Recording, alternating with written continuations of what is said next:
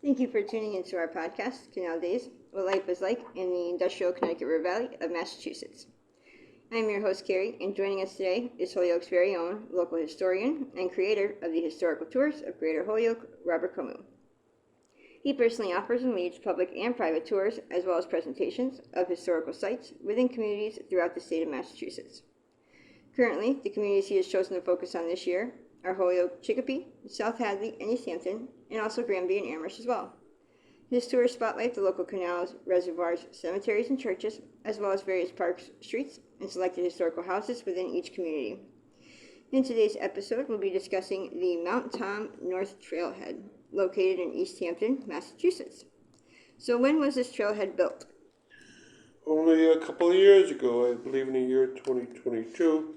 It's quite the gorgeous trail. It's handicap accessible, even though it rises up many hundreds of feet. It's accessible up to the New England Trail, which is wonderful. Very few trails are like this. And I hope it becomes a prototype of other trails around this area throughout Massachusetts. And today we're going to talk about where this trail happens to lead to, and also about the little mountain conservation area that's up there, and also what are the features you might find around this area, and maybe we'll talk about the whole Mount Tom range and how does this trail compare to them.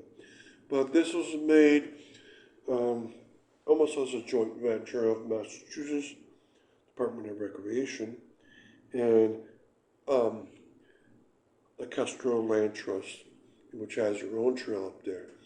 And it's such a great thing, and I really invite you strongly to go up there and see what they have and wait for you. They have 4 gorgeous explanatory placards up there where they explain what you're looking at any given junction. For instance, one is called a change in landscape, and they explain to you how the landscape that you see below you as you rise up has changed with the years. Of course it has. A city like Northampton has come in and changed profoundly what you're looking at. But some things are still the same very much. They also have one that explains the geology, of course, because the Mount Tom range is very different from the geology around it. And they explain how it formed and why it formed. Then also up there is the Erie House, which, yes, it's a hotel, Mount Tom Hotel. And these were along both the Mount Holyoke and Mount Tom range 150 years ago. And one on top of Mount Tom had 3 additions, and it was around for like 40 years. But the Erie House one was on top of Mount Montauk.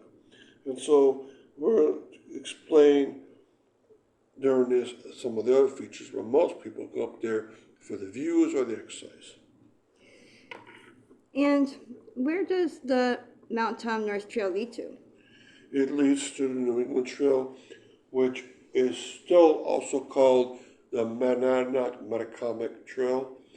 The difference is that the New England Trail at some points diverts from the Monadnock-Metacomet Trail. So they both coexist at points, but are both different at points. So keep that in mind.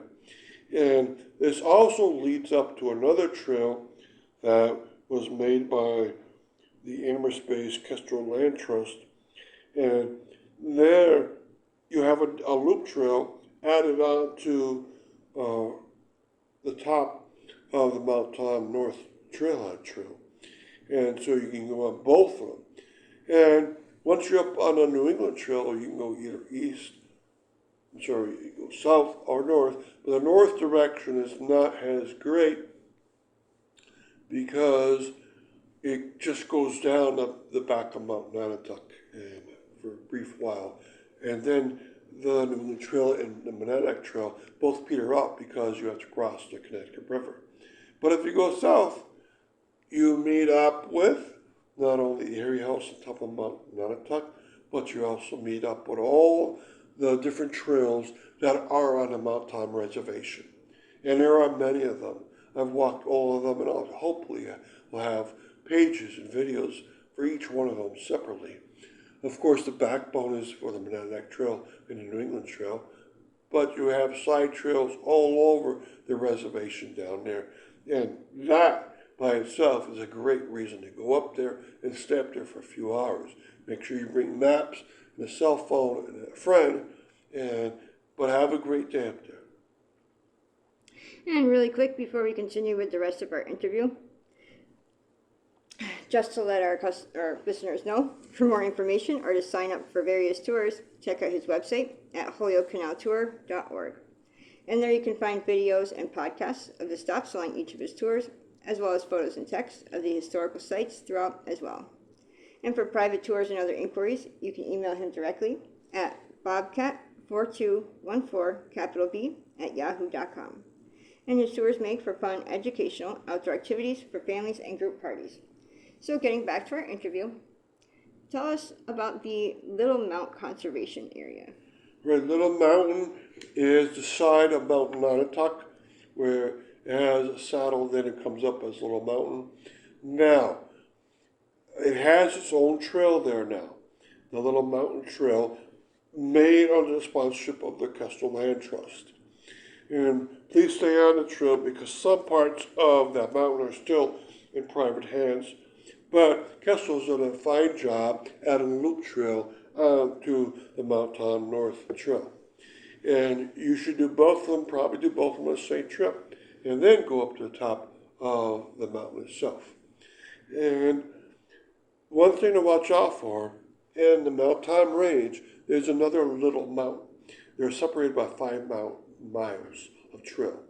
And that little mountain is a mountain that most people call Little Mount Tom, and they call it that by mistake because it's truly Little Mountain. It was on land owned by a man whose last name was Little. It's very close to the Whiting Street Reservoir, very close to where the Mount Tom Alpine area was. And this little mountain, called Little Mount Tom, might be confused with this one 5 miles to the north. People misname the little mountain towards the south and say, oh, it's on Mount Tom, it's called Little Mount Tom. That's an incorrect name. But both little mountains are great places to be. One's now a conservation area owned by the city of Holyoke, and it has this new trail around it. So, great place to visit. And what other features will you find around the Mount Tom Trailhead Park? Of course, the Erie House is the main reason this trail was even built. When I went up to the Erie House in the past, I used to go by different ways. One was by going over a street named Underwood Street and then walking up part of it on electrical power lines land and then taking a cut right in. Another way it went in, a bushwhack off of Route 5 up the northern edge of Nonotuck. Another way that's very popular in the past was going up the back of the Monadnock Trail from the Mount Tom Reservation area on a partially tarred road. And any of those were great ways. You have now a fourth, and probably what would be the most popular choice, going up from East Street in Easthampton onto the Mount Tom North Trailhead Trail and get into the Erie House. Now, other features around the area, this trail has many benches, a few picnic tables on the top with a great scenic view on the top. And around the area, once you get up there, you start having more trails around. And down at the base of it, of course, very close on is the Expo itself, which is a cutoff meander from the Connecticut River inwards into Easthampton. And down towards the base of this trailhead, there's a special place in Easthampton, which is very historic, where a massacre happened, where many of the pioneer settlers were killed by the Native Americans close by. And there's a rock on the side of Easthampton's East Street marking that off.